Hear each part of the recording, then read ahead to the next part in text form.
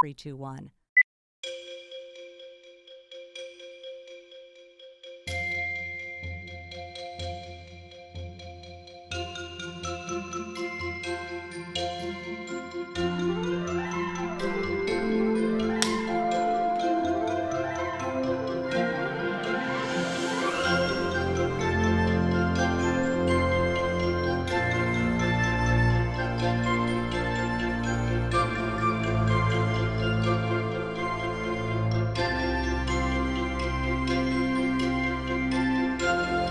From Chicago, this is the Autism Channel World News with Roger Badish. Hi, and thanks for joining us. Could finding employment improve symptoms of autism? It may sound like a catch-22. After all, how can you find meaningful employment before symptoms improve? Nevertheless, researchers at Nashville's Vanderbilt University and the University of Wisconsin-Madison have found that increased vocational independence, that is to say, larger job responsibilities, can lead to marked improvement in what researchers call core features of autism. The Journal of Autism and Developmental Disorders recently published the research, which offers a new look at the connection between autism and employment. Among the 153 adults with autism whom the study measured, researchers noted that increased vocational independence correlated with decreases in such areas as repetitive behaviors, restricted interest, and social difficulties. The results of the study are not only encouraging to people with autism and their families, but also underscore the importance of providing employment opportunities for adults with autism. Underemployment and unemployment remain urgent issues facing the autism community. Applied behavioral analysis therapy is a serious intervention in the life of a child with autism, so it's fitting that the state of New York is taking a serious approach to ABA certification. New York Governor Andrew Cuomo has signed a law that will require therapists who practice ABA to obtain a state license in order to treat clients on the spectrum.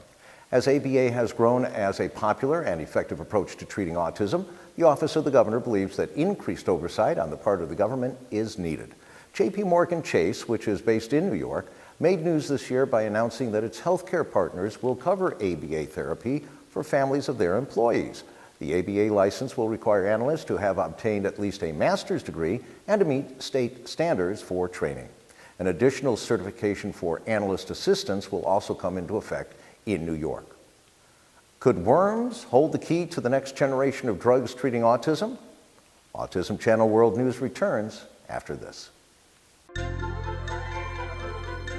Autism World News will continue with Roger Badish right after this. Coach Dave is David Geslick. He's an expert in autism fitness. What's your name? Rowan. Rowan. Okay. He is the youngest boy I've ever worked with. Yes. How old are you? 6. 6. The magic that happens between Dave and Rowan is simply mesmerizing to watch. Coach Dave, only on the Autism Channel. The Autism Channel needs your help. We're setting a goal of reaching as many of the 1/2 billion people touched by autism on this planet. Please visit our website.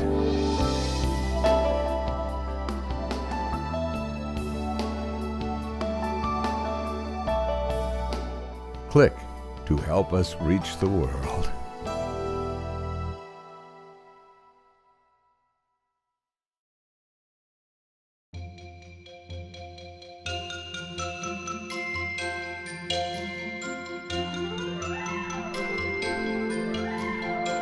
Now, here again is Roger Badish from Chicago. Before any new drug hits the market, testing has to begin somewhere. And according to researchers at Worcester Polytechnic Institute and the Rockefeller University in New York, square one of the drugs that may change autism, schizophrenia, and more could lie in the neurons of tiny worms.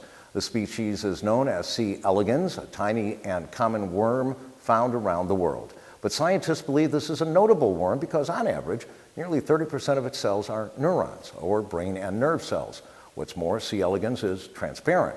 This means that under high-tech imaging systems, researchers can track the neural activity of the worm as the cells glow to show activity. So what does this mean for autism? Because humans share many genes with this worm, researchers may be able to apply the worm's neural reaction to experimental compounds, particularly drugs that affect the human brain. This could be a valuable first step in treating aspects of autism spectrum disorders, encouraging further research.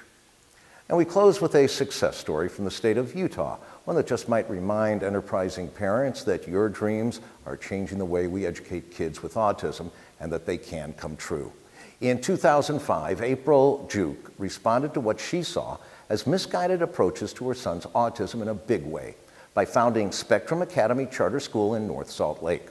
Today, the school boasts an enrollment of over 500 students, with a waiting list of 400.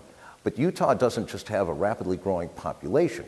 It's growing on a long north-south axis from Salt Lake City down to Provo. That's the home of Brigham Young University. The two anchors of the Wasatch Front, Utah's main population corridor, about 45 miles apart. For families on the spectrum at the south end of the valley, that just won't do. So Spectrum Academy now expands to the suburb of Pleasant Grove, with seats for 600 students, accommodating Utah's entire Wasatch Front. It's a great day for autism education when families can not only start a school, but open a second location. And that's the latest from the Autism Channel World News headquarters in Chicago. I'm Roger Badish. We appreciate you spending time with us. We'll see you next time.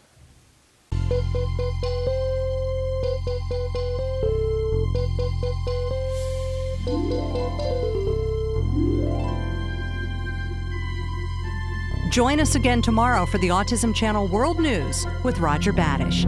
I'm Mary Beth Marsden.